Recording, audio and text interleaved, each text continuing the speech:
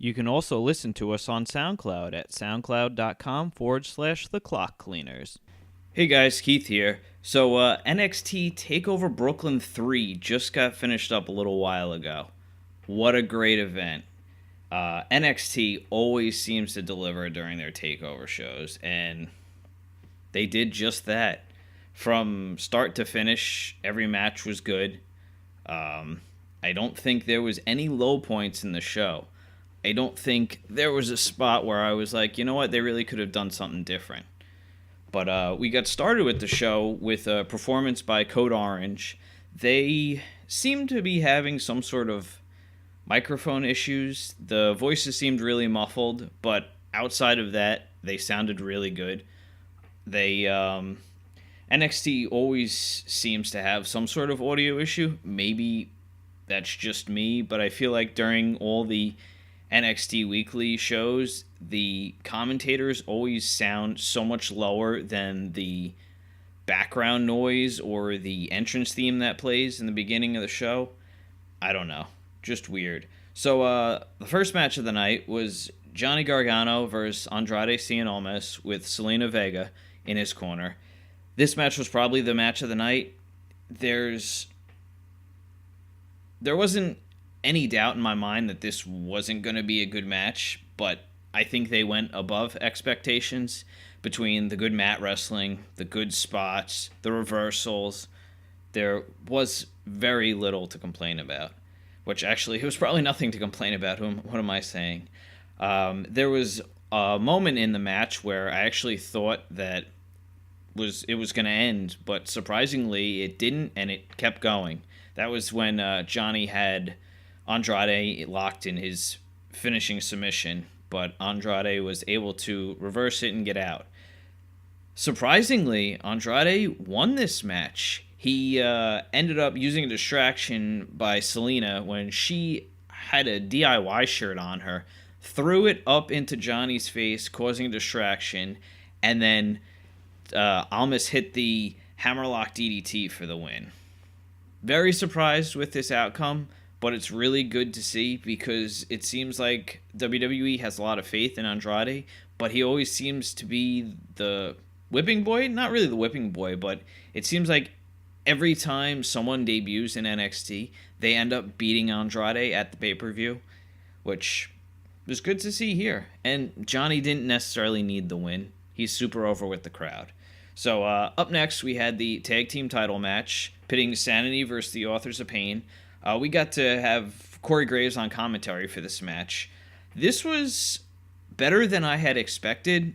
Not that I expected it to be bad, but I can't. I'm not the biggest fan of the Authors of Pain. Just not. I don't know. They came dressed up almost like they had like almost a snake mask on. It was really cool entrance gear. They came out first, and then Sanity came out. Or did Sanity? No, I'm sorry. I'll delete that. So the match kind of started outside the ring a little bit. Everybody was kind of battling. And at one point, Eric Young set up a table on the outside of the ring. So Alexander Wolf started the match off, and he went to tag out. Originally, it was expected to be Killian Dane as he was standing in his corner. And when Alexander Wolf went to tag out, Eric Young got up on the apron, kind of looked at Killian Dane and said, no, let me handle this. So Eric Young got the tag in. At this point, the Authors of Pain kind of cut the ring in half and basically beat the crap out of him. He made the hot tag into Alexander Wolf, and we got to see a lot from Alexander Wolf, which we normally don't see. I feel like he's the one that always gets the beating during the matches. But they were able to take advantage and get the upper hand. At this point, the Authors of Pain were on the outside of the ring. Eric Young went for a suicide dive and successfully hit it on one of them. Then Alexander Wolf went for a suicide dive on the other one. He successfully hit it. At this point, Nikki Cross was all fired up, so she gets in the ring. And Paul Ellering gets in the ring as well. The referee kind of breaks up the two of them, and he's distracted with Ellering. So Nikki Cross goes up to the top rope. At this point, she jumps off the top rope onto Akam on the outside.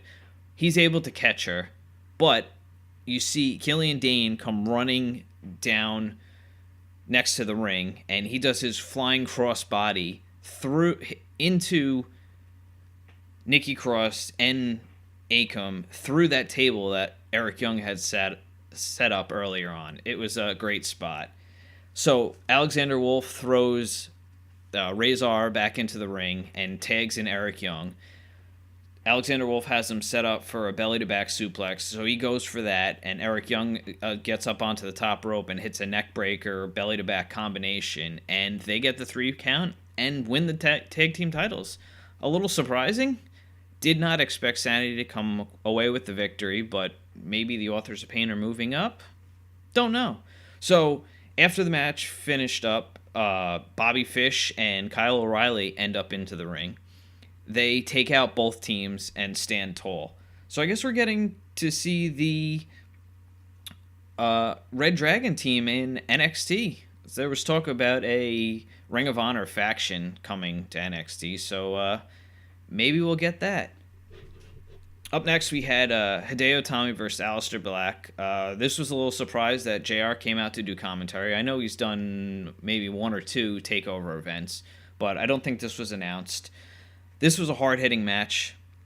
Actually, before we get to the match, Aleister had his entrance music performed live by Code Orange, which they did an awesome job. It sounded so great. And they seem to be making a pretty big deal about Aleister, which I'm really happy about because he's probably my favorite wrestler on the NXT roster right now. Well, so far. So this match was basically about Itami not being shown any respect, so he was going to basically beat it out of Aleister. This was a really hard-hitting match. There was a couple of nasty spots where Aleister apparently got busted open early on in the match, so he was bleeding throughout the entire match. I don't know if he's got a broken nose or what it is, but at one point, Hideo hits Michinoku driver, I believe, off the top rope, which was a great spot. He was actually had the upper hand of the match for a good portion, but he started to get frustrated that he couldn't put Aleister away, so he was screaming that people need to respect him. So he's running toward Aleister. Aleister ducks, hits him with the black mass, and that was the end of it. Goodbye and good night. Up next, we had the women's title match with Asuka defending against Ember Moon. Match we've seen before, and that match was really good.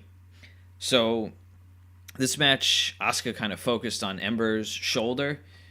Early in the match, Ember actually came out like a bat out of hell with attacking Asuka right in the beginning, right from the get-go. And Asuka's got Ember on the outside and ended up giving her a suplex onto the ramp, which she landed on her shoulder. So Asuka kind of told that story throughout the match of working on her shoulder. So she controlled most of the match.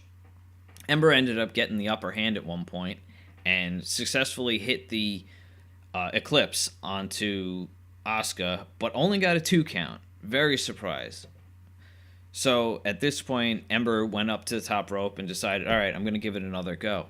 So Asuka got up and kind of held the referee in front of her, and Ember ended up hitting her with a crossbody and rolled through, and Asuka was rolling her up but holding the tights. The referee counted to 2 and then realized she was holding the tights and decided to stop his count. So at this point, the two battled back and forth a little bit, and Asuka ended up putting Ember in the Asuka lock and getting the win. So I don't know where they're going to go from here. I'm kind of glad the title stayed on Asuka because just her being an unbeatable force is a great story. So I don't know if they're going to wait for somebody coming out of the Mae Young Classic to take the title or what, but good stuff. So up next we had the main event, which Bobby Roode was defending his championship against Drew McIntyre. This was a good match. Drew McIntyre actually had his entrance played. I don't know who it was by, but it was a whole bagpipe line up both sides, so he came out the middle and they followed him to the ring. It was badass. It sounded so good and really cool. Bobby really didn't get one of his big entrances. He just had the piano on the stage and then he was on his little spinner thing. I don't know if this was kind of a sign of things to come, but anyway, McIntyre was kind of outmuscling Bobby through most of the match. Bobby was trying to outsmart him and kind of do his normal weasel things. At one point, McIntyre jumped over the top rope onto Rude on the outside, but McIntyre didn't fully get him, so he pretty much landed on his back. It looked like it hurt a lot. So McIntyre was able to get up and throw Bobby back into the ring. Bobby was able to get the upper hand and hit McIntyre with a spine buster, since obviously he was hurting. And Bobby hit the glorious DDT and couldn't put him away. So McIntyre kicked out. Bobby went for a second one. Should have pinned him, but decided to try and go for a third one. At this point, McIntyre reversed it and ended up hitting the Claymore for the 3 count. And he is your new NXT champion. So after the match, he's celebrating in the ring, and Kyle O'Reilly and Bobby Fish are shown on the apron. So they get into the ring and start to beat down Drew McIntyre. At this point, the crowd, you can kind of see them looking farther into the arena. And then all of a sudden, guess who runs in the ring? Adam Cole, baby. So they both hold McIntyre up. Cole hits a super kick, grabs the belt, and that's how we end the show. Just like I said, this is going to be really hard for the main roster to follow this up. Good show, top to bottom. Like I said, this seems to be the new stable in NXT, the Ring of Honor stable, I guess. Yeah, like I said, good show. Nothing to complain about. So, if you like what you've seen here, please like, share, and subscribe.